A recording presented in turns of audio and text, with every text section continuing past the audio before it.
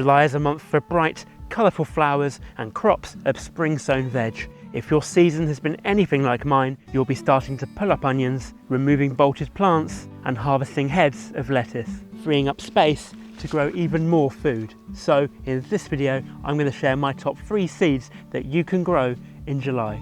This month is a great time to sow more salads to replace those that you've already harvested or that are starting to go to seed. This month I'm going to sow pak choi, which is an oriental brassica that is easy to grow as a cut and come again plant for repeat harvests of young leaves. This means that you can quickly replace any plants that you've lost, and as you can harvest both the baby leaves and full-size plants, you'll be eating fresh salad again in no time. You can sow pak choi in trays or modules or directly outdoors and should expect to see germination in a few days to a week. Pak choi is prone to bolting, which means you can pick bolt resistant varieties like Blizzard or China Choi, or make repeat sowings every few weeks to replace any plants that you've lost. July is a great time to replace lettuce and spinach plants that have been eaten or gone to seed, and it's a good time to sow hardy salads like kale, Swiss chard or perpetual spinach in time for winter.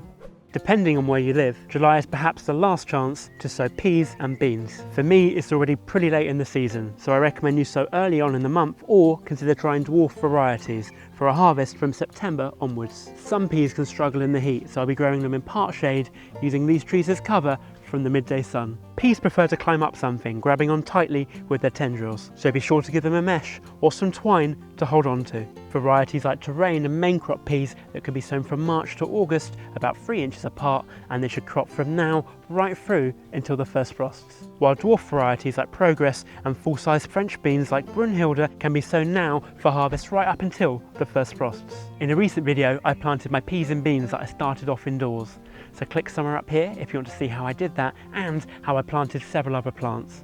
And if you're finding this video useful, please do press the like button, and that will help YouTube show you more videos like this one.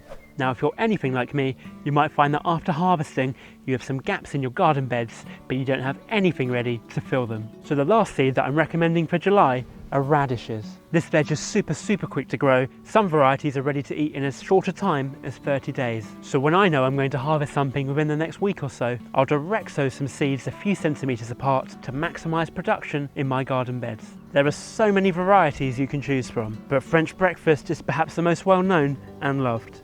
They prefer cooler temperatures, so this time of year it might be a good idea to find them some shade.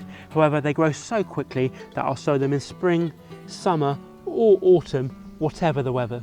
However, you can also find winter varieties for sowing in June, July and August, which are slower growing so that they can be harvested in the winter and in some cases even the new year. Other options for interplanting or winter harvests are roots like turnips or beetroots, as mentioned in last month's video, crops like onions or herbs, which can make great companion plants, or bulbs like kohlrabi, which you just can't get in the shops. But what seeds are you sowing this month? There's so many to choose from, much of which we've covered in previous videos. However, if you haven't given carrots a try, now is a great time to get started, and you can follow this step-by-step guide here for instructions. Otherwise, let me know in the comments what plants you'll be starting in July, and as always, happy gardening!